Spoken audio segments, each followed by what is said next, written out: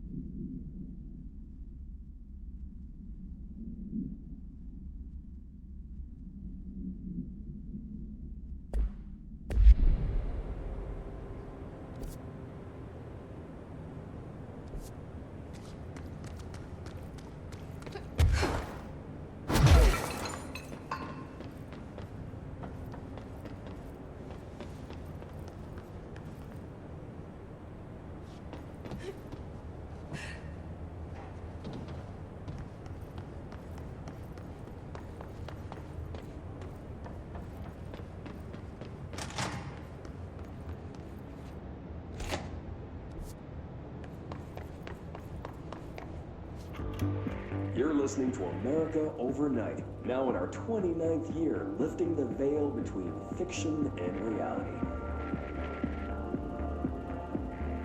Thank you for staying up with us. I've been getting a lot of calls about this meteor in Sterling, Colorado. There are reports of a large spherical container that crash landed in a field outside town. Some government people reportedly took it away. Now, we happen to broadcast from Colorado, and Sterling isn't far.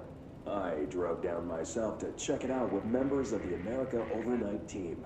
I don't need to tell you, it wasn't long before we found pieces of metal debris scattered in a field. Listeners, this is yet another instance of an unidentified flying object, or UFO, entering our airspace and crashing.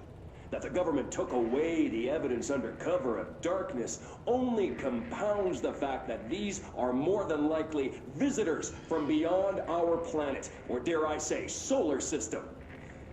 Head on over to our website to see pictures of the spacecraft pieces we uncovered.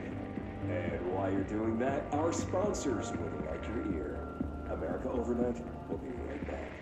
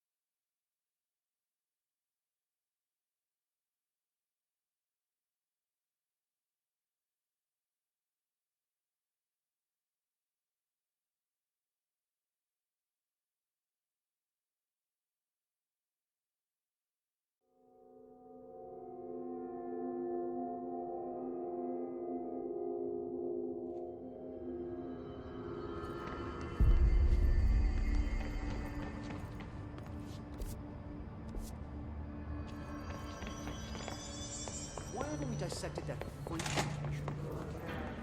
So much from its physiology. He's a valuable resource alive, and Pope forbade any physical harm. Of course, The resonance emitted from the HRAs is purely antithetical. I took care of the Tommasi problem. Sorry, I forget he was a coworker. Don't apologize. That wasn't the real Tommasi. He died when the hiss got him. You're right. I just didn't want to be insensitive.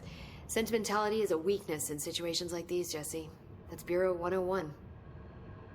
I don't think Emily's in danger of being called sentimental.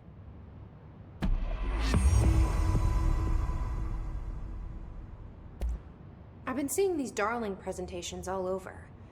Seems like he enjoys the limelight. So you noticed, huh? When he recruited me out of college, he actually came to visit. He interrupted my physics course by shouting, not quite, Professor, and then marching down to the front of the class where he proceeded to berate the very idea of laws of thermodynamics. Hey, he's been a showboat all his life. Darling visited you in college? Yeah, he read a paper I'd published, came to recruit me for the Bureau.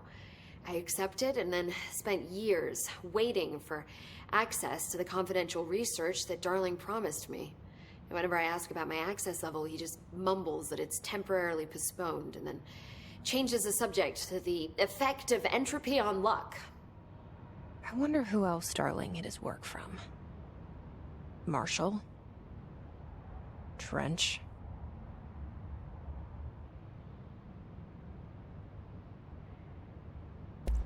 Have you learned anything about Dylan's condition?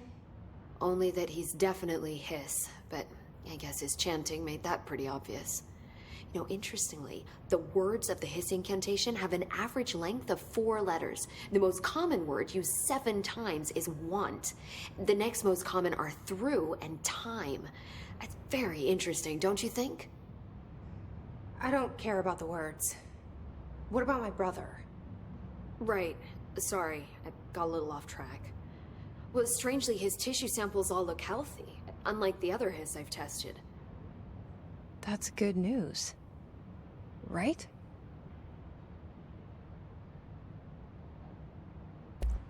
I wanted to talk to you about the crazy things I can do.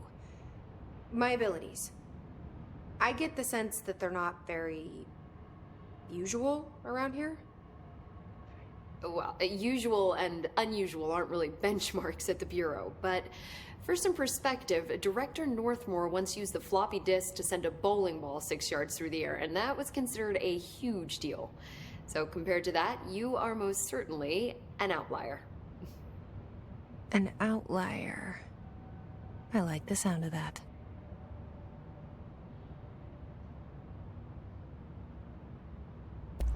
I should get going. Don't let me hold you up.